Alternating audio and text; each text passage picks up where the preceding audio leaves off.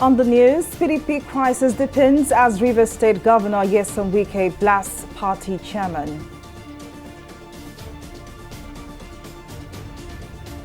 Former President Goodluck Jonathan urges ASU to call off strike action.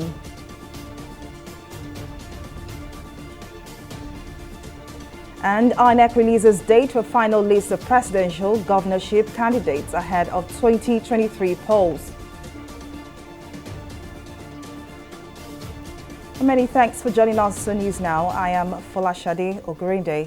The Governor of Rivers State, Nyesom Wike, has described the national chairman of the People's Democratic Party, PDP, Iyorchia Ayu, as ungrateful and arrogant after he was assisted to get the seat of the national chairmanship of the party.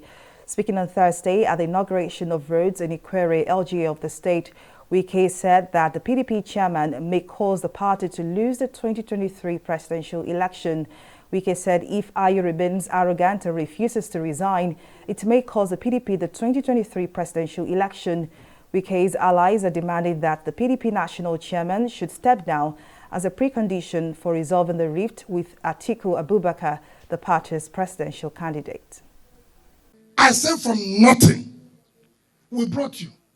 Ayu, you say you founded this party, but you left the party. You left the party in 2007. You founded a company. You left the company. People stood and brought out the company to what it is today. You have no moral right to still come and claim that you founded that party and that company. Somebody said, where were you when you founded the party? That those of you who said the right thing must be done, we are boys. They are children. You can imagine what power can do. You can imagine how ingratitude, how people can be ingrates in their life. I thought, as a party, as a chairman of a party who wants to win an election, your business is to bring peace to your party. Your business is not to divide your party. Your business is not to show arrogance to your party. Dr. You said we are children. Yes, the children brought you to be chairman of the party. The children brought you from the gutter. The children brought you from the what? Gutter. To make you chairman, it is the children. You were impeached as Senate President. You were sacked by Obasanjo in his administration 2 times. Arrogance cannot take you to anywhere.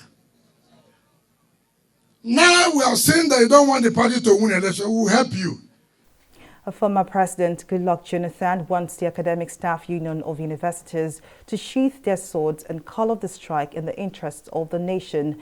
Jonathan, who spoke at a roundtable discussion in Abuja to mark the 70th birthday of the Catholic Bishop of Sokoto Diocese, Matthew Sankuka, says there are several challenges facing leaders in a dysfunctional society like Nigeria, but with great courage, such leaders can continue to show good example.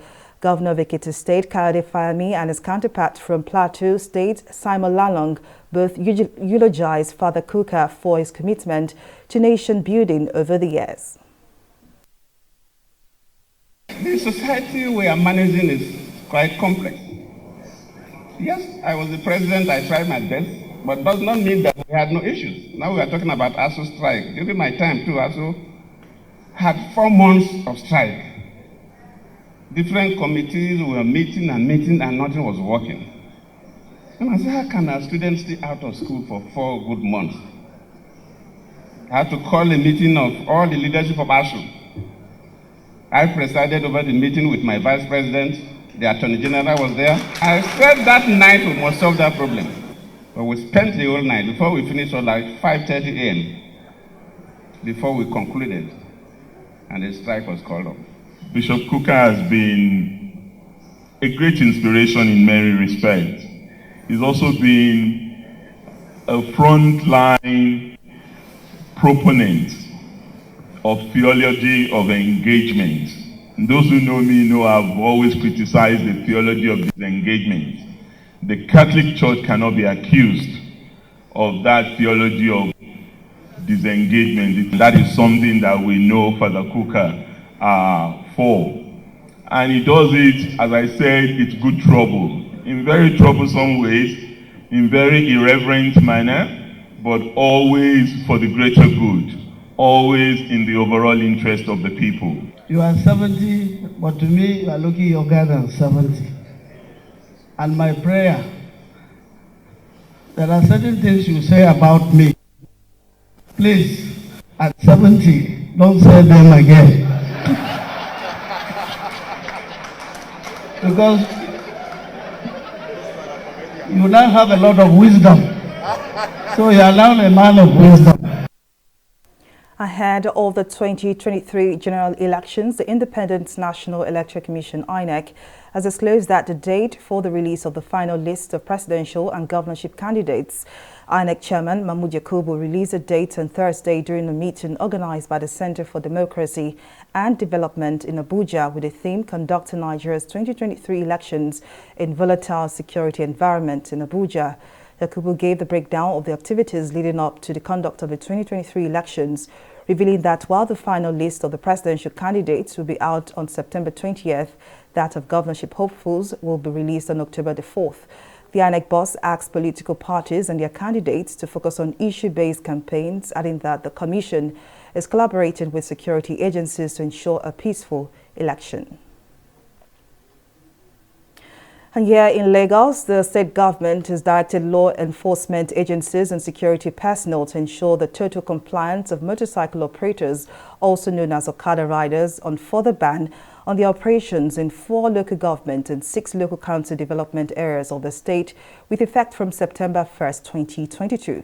Speaking at a press briefing organized by the Inter-Ministerial Committee on Okada Ban at the Press Center, Alausa Ikeja, the Commissioner for Transportation, Frederick Oladende, re-emphasized the need for total compliance by riders for the security and safety of lives of residents.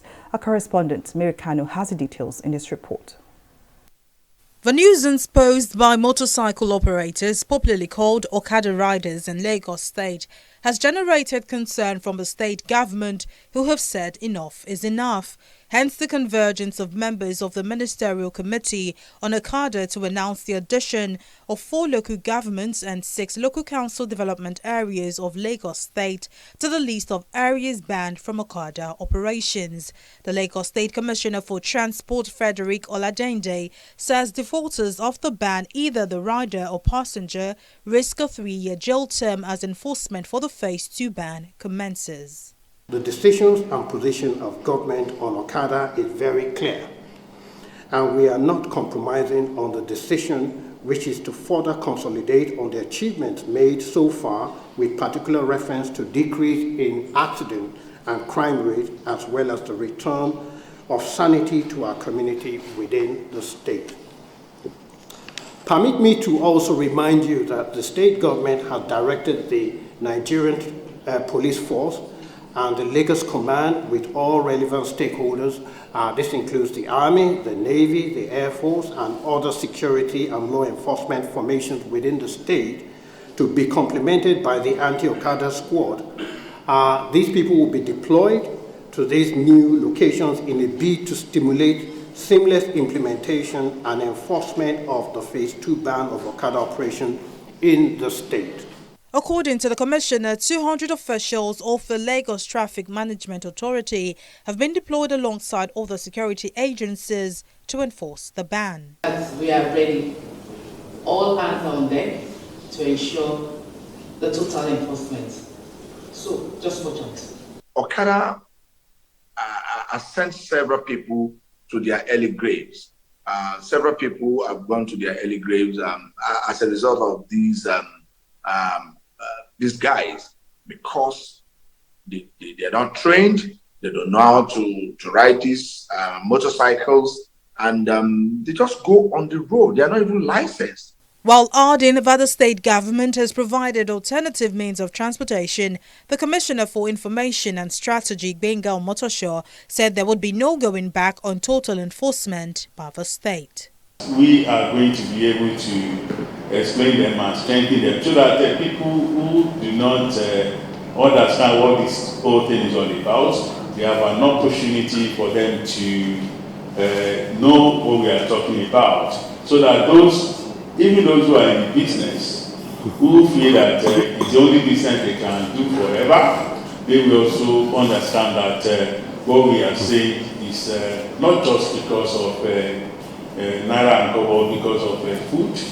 Whenever you have a conflict between a livelihood and then safety and security, the point is very clear. We have to choose a life. And this is what the administration of the governor, Mr. Baide Sanwo-Olu, has decided to do.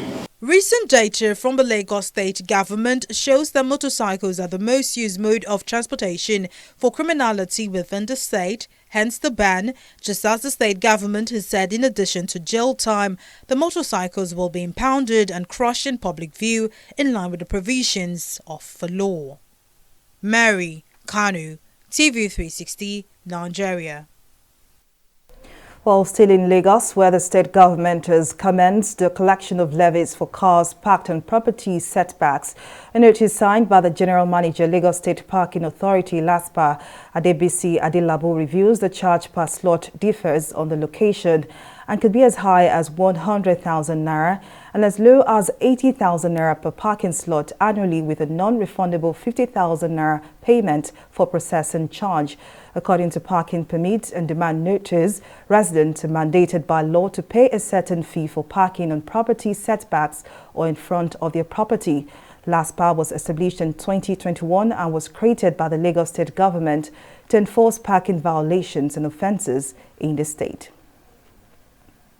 Arising from the new policy, some legal experts have criticized the Lagos State government for enforcing the setback parking tax in the state, referring to the practice as unlawful, and urged the state government to immediately discontinue it. Well, to help us better understand the situation, Tunde Kolawole, legal expert, joins us now on the news. It's good to have you join us. Now, the new parking policy in Lagos and the levy attached to defaulting persons have been tagged illegal. Now, do you agree with this, that the state government is only trying to extort citizens? Well, thank you for having me. The matter has been succinctly put by the very erudite and learned senior advocate of Nigeria, Mr. Femi Falana. You and I will know Nigeria is a constitutional democracy where all the powers that each strata of governance in Nigeria are given their responsibilities. The local government has a responsibility, the state has its responsibility, and the federal has its responsibility. Under our law in the Constitution, things like parking lots, markets, garages, sewage disposal, drainages, maintenance, and what have you, all are within the ambit and jurisdiction of the local government. But times it has number, for reasons best known to the state government all over the federation, they always appropriate to themselves the responsibility of the local government. Look at the land use charge. It used to be the tenement rate, which the local government were expected or were collected at that period in time, and they turned it to the land use charge. And that has become something that is difficult or almost impossible to change now, because that law has not been adequately put to test or challenged. This parking lot responsibility, which the state government has given to itself, is clearly outside the ambit of the state. I mean, which the state government has given itself, is clearly outside the ambit of the state government. It is the responsibility of the local government to maintain the motor parks, designate the different parks that you do have all over the state, and then maybe if there are monies or taxes or levies or charges to be paid with respect to all those parking lots and all that. It is the state, it is the local government that really prescribe those things. But things are never done in a very straight manner here in Nigeria. because of the benefits that will accrue to the people at the state level, they usually will usurpate or hijack such responsibilities from the local government. And because all the local governments are in one way or the other subservient to the wills and caprices of the state governor and the other members of the executive council, because they came into power due to the benevolence of the governor and some of these other party apparatchiks in all over the state. So they are unable to receive, they are unable to say no when their responsibilities are taken away from them. Like I said, things like signages. No, I'm sorry to cut you short here, but there's a particular area I want us to focus on now briefly. With Nigeria's economic challenges, is this move by the state government coming at the right time, or would you say it is sustainable? I would not say it is coming at the right time or it's not coming at the right time, because it is never too late for any tier of government to find ways and means to generate revenue for itself. I suspect that these parking fees that are not to be paid by Lagos or people who are resident in Lagos is another way of really generating revenue for the state government. You and I would know that with the dwindling fortune of oil in the international market, all the state governments, the local government are in dire straits, and everybody is looking for ways and means by which to increase internally generated revenue. And so if there are opportunities that they think they can generate this revenue, they usually will go for it. In fairness to the state government, the local government has not been too effective in collecting some of the taxes that they consider as appropriately giving it a responsibility to really collect. A good example is the land use charge, which used to be tenement. The state government has been very, very effective in that area. But we must be very, very careful in the sense that if we say because the local government has not been effective in certain areas, and then we also pay the power exactly from them and another, we are not helping them to grow. And the society at the end of the day will be the one suffering for it. Because somebody cannot sit down in a house out there and know where the parking lot is in Potiolowo or where it is in Amuwo. Well, I'm sorry, legal expert Tunde Kolawole. It's this much you can take on the matter, but many thanks for your time and your contribution. Well, we'll take a break here, but still to come, Super Falcons arrive Kansas City ahead of USA clash. Details of the story and more right after this break.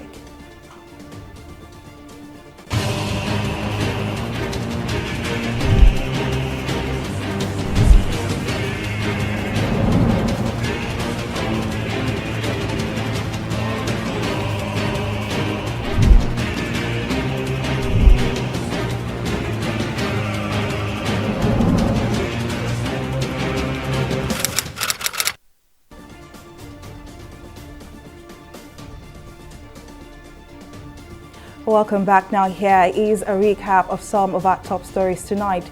The governor of Rivers State, Nyesom Wike, has described the national chairman of the People's Democratic Party, PDP, Nyocha Ayu, as ungrateful and arrogant after he was assisted to get the seat of the national chairman of the party. Speaking on Thursday at the inauguration of roads in Ikwere, LGA of the state, Wike added that the PDP chairman may cause the party to lose the 2023 presidential election. We also told you that former President Goodluck Jonathan wants the Academic Staff Union of universities to sheath their swords and call off the strike in the interest of the nation. But in case you missed any of our news bulletin, for more updates, do log on to our website on www.tv360nigeria.com. You can also follow us on our social media platforms on Twitter, Instagram, YouTube and Google Plus at TV360 Nigeria. On Facebook, we are TV360 Online.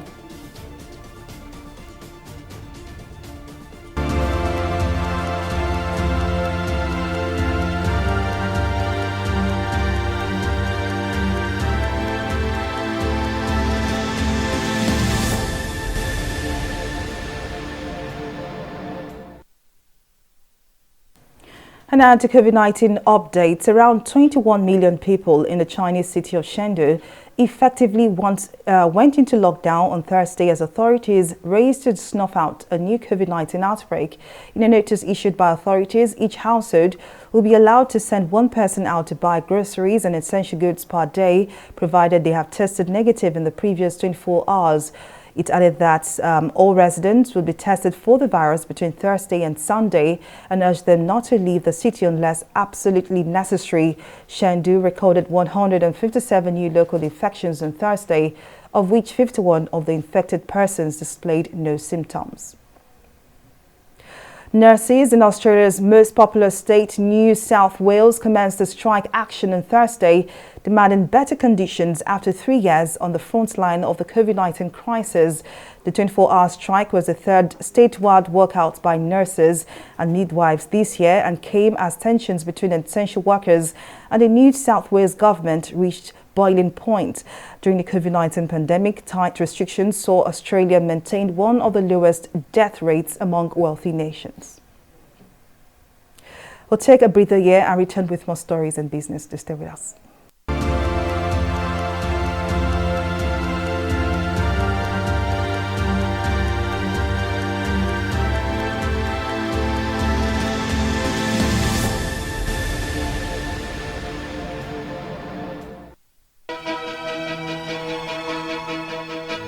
Opinions are free, facts are sacred, but truth is universal. How, in practical terms, can we, for instance, de-escalate the tension? President must see himself as the President of the Federal Republic. We know where the enemy is. 3 places. The Lake Chad Basin, the border area between Nigeria and Cameroon, and then the Sambisa Forest. On TV360, we give you a complete dose of everything. Opinion, facts and undiluted truth. I hardly believe what politicians say in this part of the world. A new Nigeria is possible, a future is possible. We delve into the issues, dissect it so that you can understand it, use it to take action. I don't think there's any need for any governor to look for grant for ranching. TV360, dissecting the issues.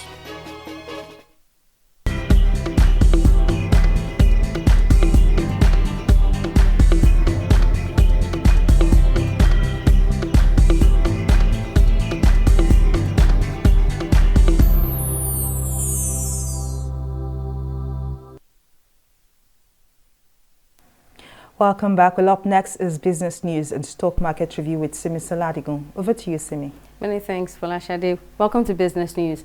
The Minister of Finance, Budget and National Planning, Zainab Ahmed, has painted a gloomy picture of the economic downturn bedeviling the country in the 2022 fiscal year, especially through the oil revenue regarded as the mainstay of the Nigerian economy. Speaking on the oil revenue performance for January to April before the House Committee on Finance in Abuja, the minister said the gross Oil and Gas Federation revenue for the full year of 2022 was projected at 9.37 trillion naira. She, however, observed that the revenue performance is expected to improve in the second half of 2022 as a result of concerted efforts to address the oil theft and pipeline vandalism.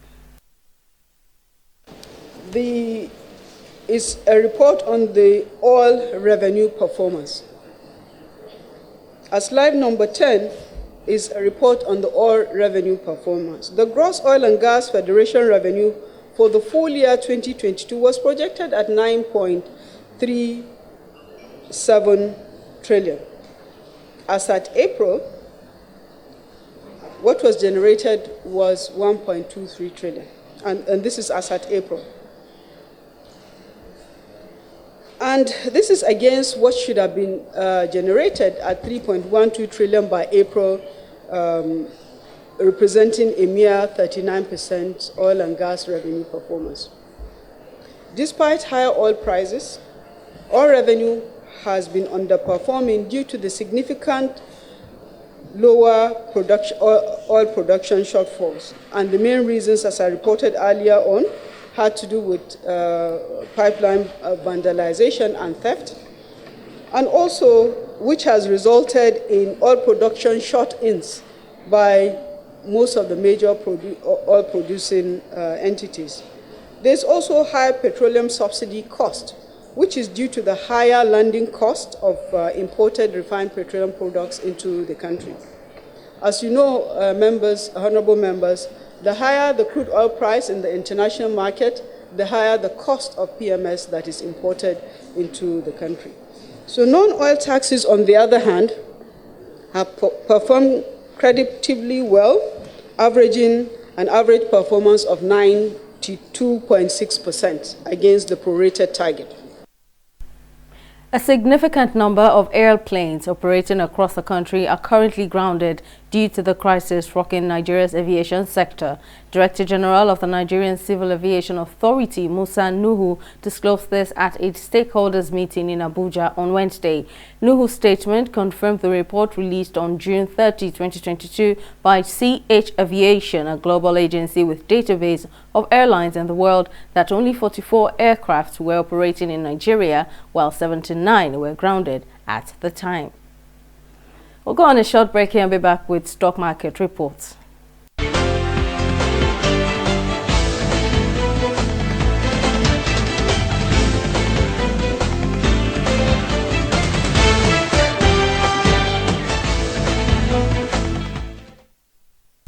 Nigeria's equities investors gained about 28 billion naira on Thursday as the market opened the new month in green. The all-share index and capitalization increased further as well by 0.11% from preceding trading day to 49,889 basis points and 26 trillion naira. Top gainers, Pharma Deco PLC and UPDC PLC, laid the positive market trend with a combined 3 naira 97 kobo. Leading top decliners, Mutual Benefits Assurance and Computer Warehouse Group, closed with a loss of 1 naira 19 kobo. Market performance shows that in 3,557 deals, investors exchanged 229 million volume of shares valued at 1.74 billion naira. Now, analysts say they expect cautious trading in the new month to drive the market. The same cannot be said for foreign stocks as they got off to a stormy start on Thursday amid persistent worries about rising global interest rates and recessions. So our select stocks, UK's FTSE, US Dow Jones and Japan's Nikkei, are still in the bears, extending losses of previous trading day. Well, that's it on stock market reports. Back to you, Folashade.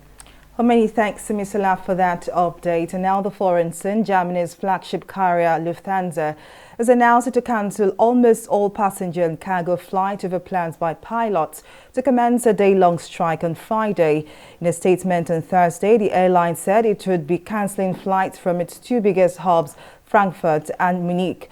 On Wednesday, the Vereinigung Cockpit, a union representing Lufthansa pilots, said they would stage a walkout after demands for a pay increase were rejected by management. The pilots are also seeking a new pay and holiday structure that the airline said would increase its staffing costs by about 40% over 2 years. And now the sporting scene. 9-time African champion Super Falcons have arrived in the United States on a 2-match tour with the United States women's national team. Both teams were qualified for the FIFA Women's World Cup 2023 in Australia, and New Zealand will face each other at the Audi Field in Washington, D.C. on Tuesday, the 6th of September. The first of the 2 matches will take place at the Children's Mercy Park in Kansas City on September 3rd, 2022. And that's the size of our news bulletin. Many thanks for watching. I am Folashade Ogurinde. Bye for now.